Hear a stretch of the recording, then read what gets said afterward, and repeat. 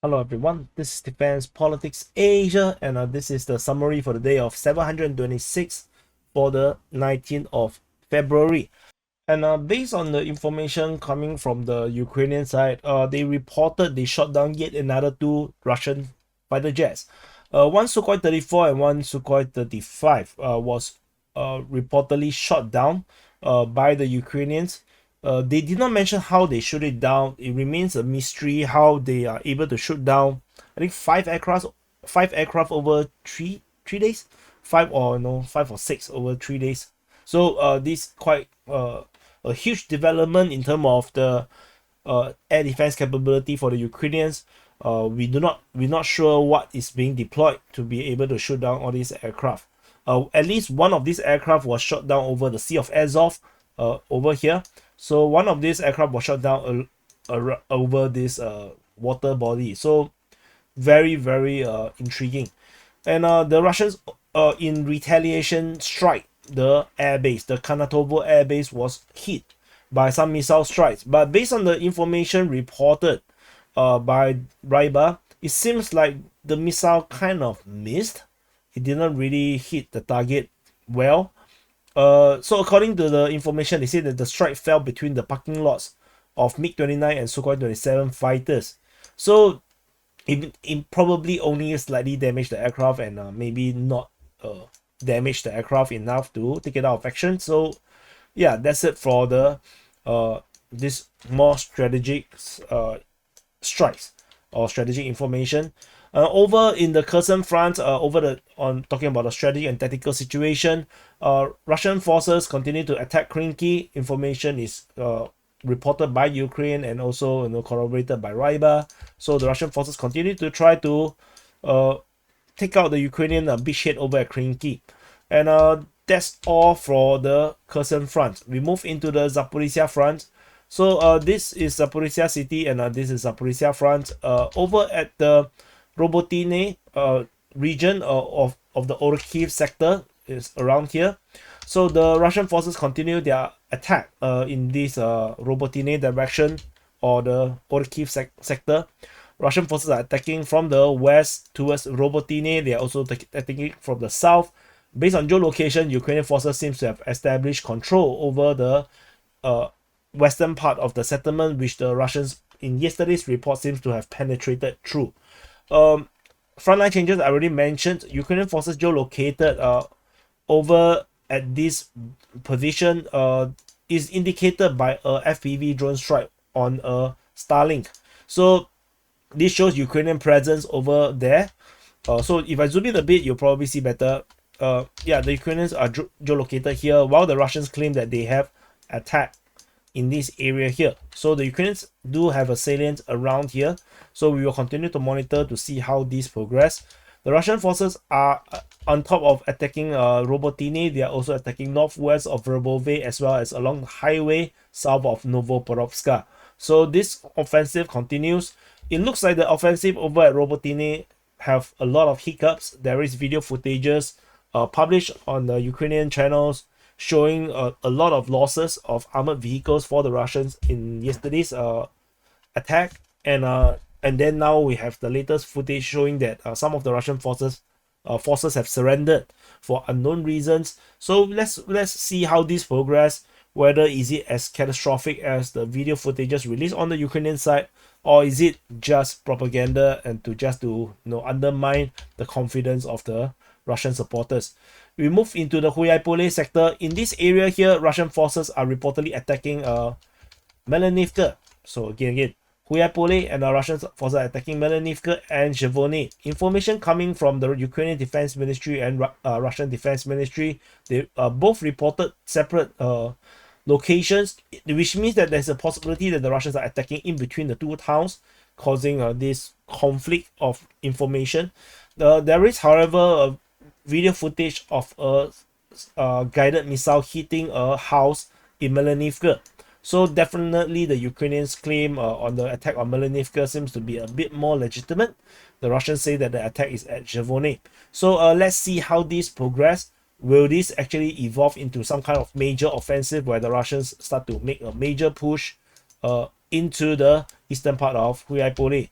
let's see how this progress.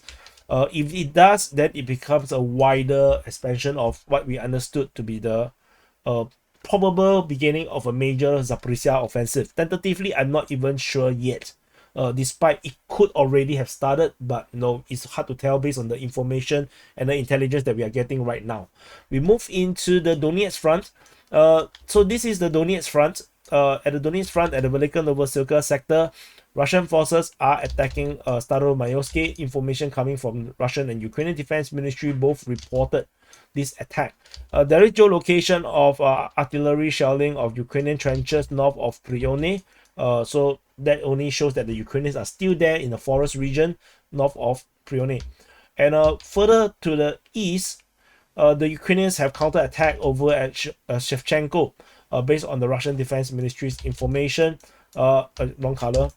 Based on the information, they say that the attack is the Ukrainian 58 Mechanized Brigade.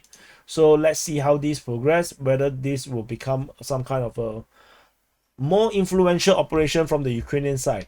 And we go to the Marinka sector. Over at this sector over here, the Russian forces are attacking Avdiivka, Pobjeda, as well as Novomihailivka.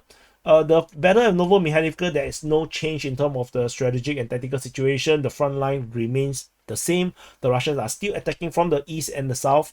However, there is major change at Pobjeda. As mentioned in the frontline changes report, the Russians have taken half of this settlement, and the Ukrainians are holding the line over on the western part of the highway. We will continue to see how this develops over the next few days, and whether we can get Ukrainian mappings corroboration of this development.